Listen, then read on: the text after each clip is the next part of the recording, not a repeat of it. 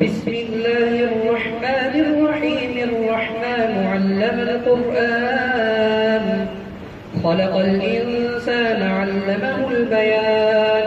الشمس والقمر بحسبان، والنجم والشجر يسجدان. والسماء رفعها ووضع الميزان، ألا تطغوا في الميزان وأقيموا الوزن بالقسط ولا تخسروا الميزان. والأرض وضعها للأنام، فيها فاكهة والنخل ذات الأكمام، والحب ذو العصف والريحان. فبأي آلاء ربكما تكذبان؟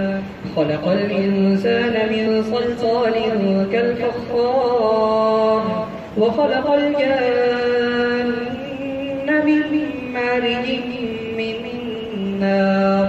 فبأي آلاء ربكما تكذبان؟ رب المشرقين ورب المغربين. فبأي آلاء ربكما تكذبان؟ مرج البحرين يلتقيان بينهما برزخ لا يبغيان. فبأي آلاء ربكما تكذبان؟ يخرج منهما اللؤلؤ والمرجان. فبأي آلاء ربكما تكذبان؟ وله الجوار المنشآت في البحر كالأعلام. فبأي آلاء ربكما تكذبان؟ كل من عليها فان، ويبقى وجه ربك ذو الجلال والإكرام. فبأي آلاء ربكما تكذبان؟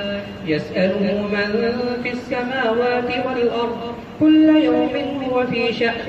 فبأي آلاء ربكما تكذبان؟ سنفرغ لكم أيها الثقلان. فبأي آلاء ربكما تكذبان؟ يا معشر الجن والإنس إن استطعتم أن تنفذوا من أقطار السماوات والأرض فانفذوا، لا تنفذون إلا بسلطان. فبأي آلاء ربكما تكذبان؟ يرسل عليكما شواظ من نار ونحاس فلا تنتصران. فبأي آلاء ربكما تكذبان؟ فإذا انشقت السماء فكانت وردة كالدهان. فبأي آلاء ربكما تكذبان؟ فيومئذ لا يسأل عن ذنبه إنس ولا جان. فبأي آلاء ربكما تكذبان؟ يعرف المجرمون بسيماهم فيؤخذ بالنواصي والأقدام. فبأي آلاء ربكما تكذبان؟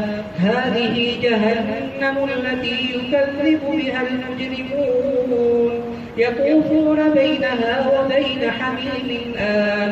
فبأي آلاء ربكما تكذبان؟ ولمن خاف مقام ربه جنتان. فبأي آلاء ربكما تكذبان؟ ذواتا أفنان. فبأي آلاء ربكما تكذبان؟ فيهما عينان تجريان. فبأي آلاء ربكما تكذبان؟ فيهما من كل فاكهة زوجان. فبأي آلاء ربكما تكذبان؟ متكئين على فرش بطائنها من استبرق وجنى الجنتين دان. فبأي آلاء ربكما تكذبان؟ فيهن قاصرات الطرف لم يطمثهن إنس قبلهم ولا جان. فبأي آلاء ربكما تكذبان؟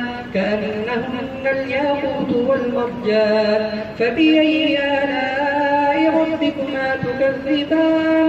هل جزاء الإحسان إلا الإحسان؟ فبأي آلاء تكذبان ومن دونهما جنتان فبأي آلاء ربكما تكذبان مدهامتان فبأي آلاء ربكما تكذبان فيهما عينان نضاختان فبأي آلاء ربكما تكذبان فيهما فاكهة ونخل ورمان فبأي آلاء ربكما تكذبان فيهن خيرات حسان فبأي آلاء ربكما تكذبان حور مقصورات في الخيام فبأي آلاء ربكما تكذبان لم يطمثهن إنس قبلهم ولا جان